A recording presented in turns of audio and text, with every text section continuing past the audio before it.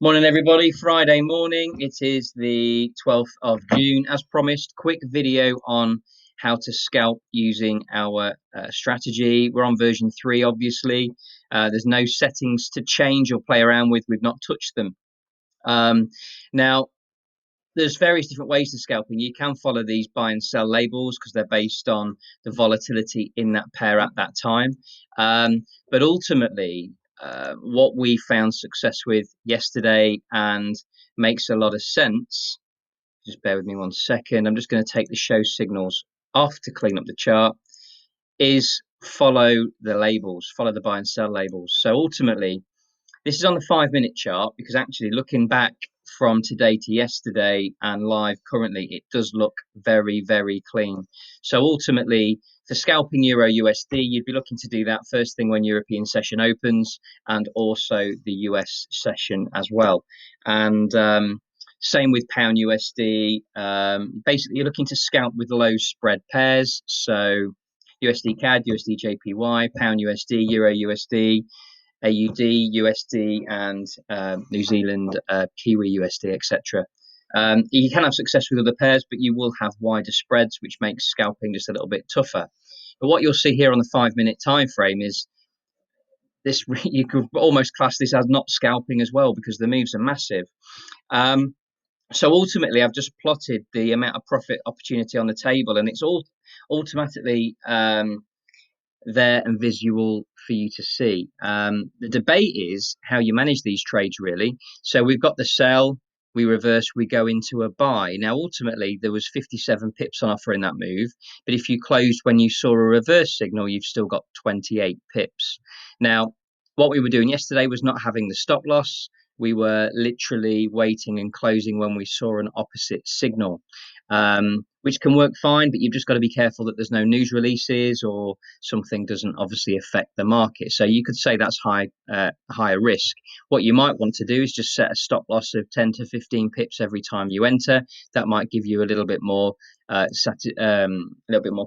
that you've got that in place. 15-ish pips is way would cover these, as you can see on the chart, would cover these moves. Probably this one, 8269. Yeah, you'd be okay with that one as well. So ultimately, what we've got a time frame here is market opened this morning. You can just visually see the profit opportunity. This one was 70 odd pips, and this is, you only need one of these moves a day where you enter the sell, you wait for a reverse signal. We have volatility. This was around 6 p.m. UK time last night. We had the sell off. We then saw the buy this morning. Now, clearly you can't be on the chart that long, but even if you're in here for an hour, you've banked 30, 40 pips scalping at a high risk. And then we've seen this buy here and we're still going up. So there's the 5-minute chart, and that is basically just following the sell to the buy. Now, let me just delete these. On the 1-minute time frame, again, choose your sessions and the time that you do this wisely. We've seen some false moves here. But ultimately, if you're following price, you only need a move like this to come off and a move like this to come off and this. But it's not as clean as the 5-minute. But the 3-minute might just be a good compromise. We'd have taken one loss within here, but these two winners would have outweighed those losses. So what I suggest people do today is, if they've got some time, have a play with it on demo and see how you get on. So yeah, this morning, early afternoon would be good times to do that. Another thing that you could do that we tried yesterday, but ultimately it made us get out of a winning position a little bit sooner instead of staying in it, was we traded the 3 minutes for entries, for exits we looked at the 1 minute.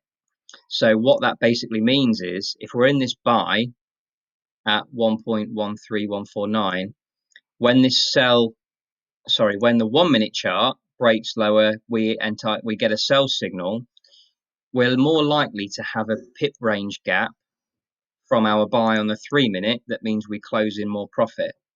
So that's something that theoretically makes a load of sense, and that's just something that you can play around with and try both options. Either stick with one time frame or use a time frame lower to actually exit the position.